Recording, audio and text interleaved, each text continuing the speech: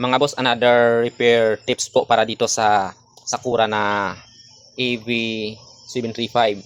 So itong unit na ito mga boss ay dinala po ito ng isa sa ating mga kaibigan na nagre-repair din po ng mga amplifier, pero medyo baguhan pa lang po siya, kaya ito hindi po niya kinaya ang trouble, dinala po ito sa atin at para matulungan po natin siya. So ito mga boss, ito pala mga boss, bakit ganito ang posisyon ng amplifier pag ako po ay nagre-repair. Ganito po, para malaya po natin na maibaliktad ang ating board nang wala pong sagabal. So ganito po ang style ko sa pag-repair ng Sakura AV735 mga boss. Ito nakatagilid po ang amplifier. So ayan. So ito mga boss, kung mapapansin niyo walang output transistors kasi dito po nagka-problema ang ating kaibigan. Marami na po siyang sinayang na output transistor sa pag-repair po niya nitong kanyang amplifier. Kasi ito po ang kanyang naging problema ng amplifier na hindi po niya nakita.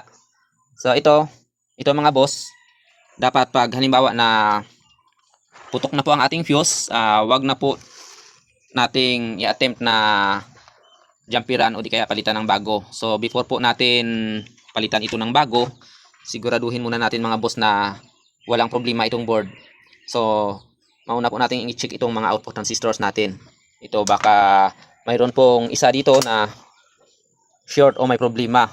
So pag nag-jumper po tayo na hindi po natin na-i-check, ay maaari pong madagdagan ang problema dito sa output transistors. Imbis na isa o dalawa lang po ang nasira, ay maaari po siyang madagdagan at lumala. Kaya yun, kailangan po once na nakita natin na putok na po itong fuse, ay check po natin ito lahat.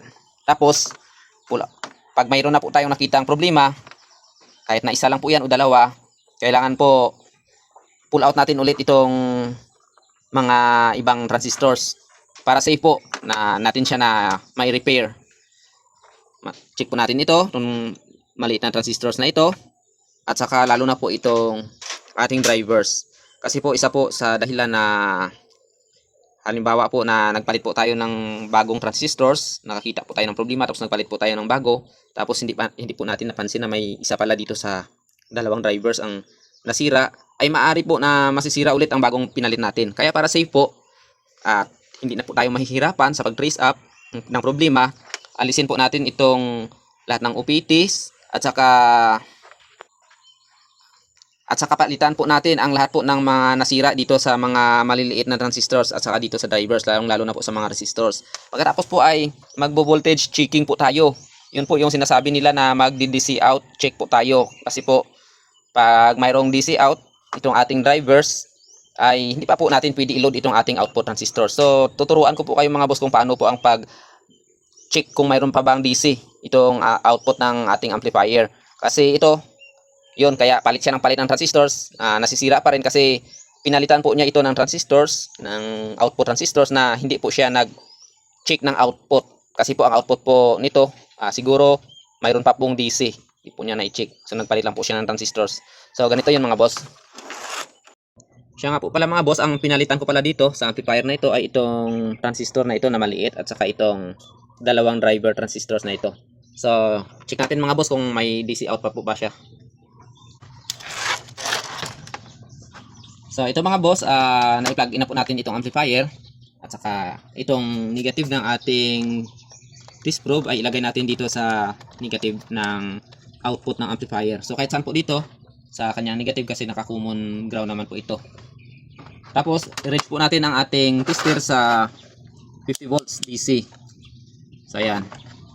Tapos lagay po natin itong positive ng test probe natin dito sa isa sa mga output ng ating amplifier. So ito kasi ang isa sa mga output niya ito. Papunta na po ito sa ating, duman po ito sa coil, papunta po siya dito sa ating relay. So ito naman po ang sa kabila, duman po sa coil. So pumunta po siya sa ating relay. Pero dito po tayo mag-check before po sa kanyang relay kasi hindi pa po natin na-supplyan ang relay. So ito ang amplifier pa lang po natin ang mayroong supply. So ayan. So ngayon, lagay natin itong positive dito sa kabilang channel, tapos switch on po natin. Bantayan po natin ang deflection po ng ating tester. So ayan, switch on ko po siya. Ayun, gumalaw po konti. So wala po siyang DC. So lipat po natin dito sa kabila. So ayan, wala din po siyang DC. So ibig sabihin, normal na po itong ating drivers. Ngayon po, para malaman na gumagana na po ang ating drivers, mag-audio check po tayo. So tingnan po natin kung mayroon siyang deflection sa AC. So i-range naman po natin siya ngayon sa 50 volts. Ito gawin natin siyang 10 kasi output pa lang po ng ating drivers ang i-check natin. Mahina pa po ang deflection na makikita natin dito. Kaya ayan po, 10 volts lang po. AC 10 volts. So ganun pa rin po, dito pa rin po tayo maglagay ng positive probe natin sa kabilang channel. Tapos ngayon po, touch po natin ito po na side, itong mayroong 1K. Kasi itong 1K na ito po ang input ng kabilang channel. So ngayon po, observe po natin dito sa ating tester. So ayan, hanap tayo posisyon na makikita ang pointer ng ating tester habang hinawakan natin itong input. So ayan po, kung makikita niyo habang hinawakan ko po ang input ay nagpi-pick up po siya ng audio. So ayan po, ayan, mayroon na pong audio ang ating driver. So ang sa kabila naman po, check natin. So ito ang sa kabilang channel. So ito naman po ang input ng sa kabila. So ito po ang 1K na ito po ang papunta sa input. So ayan, medyo mahirap po diskartihan na makikita na nagta-touch ako at dito na habang nadi-deflect po ang ating tester. So ayan. So ayan. So okay na po ang ating board. So ngayon, isa po sa patunay na okay na po ang ating board ay ang ating relay. So ngayon, lagyan na po natin ng supply itong ating relay. Kasi yan po ang trabaho ng relay. Hindi po siya magti-trigger on. Itong ating relay pag mayroon po siyang masisense na DC. Dahil wala naman pong DC at saka gumagana na po itong ating driver, itong ating mga drivers, ay sigurado po pag wala po itong sira ay magkiklik na po ito, pipitik na po itong ating relay. So ngayon, off natin ulit. Ayan, tapos ngayon, ilagay natin itong supply ng itong 17 volts. Papunta kasi ito sa tune controls at saka sa kanyang relay. Dito din po kasi kumukuha ng supply ang ating relay, ang 12 volts relay natin. So ayan, mayroon na po siyang supply nating relay. So on po natin.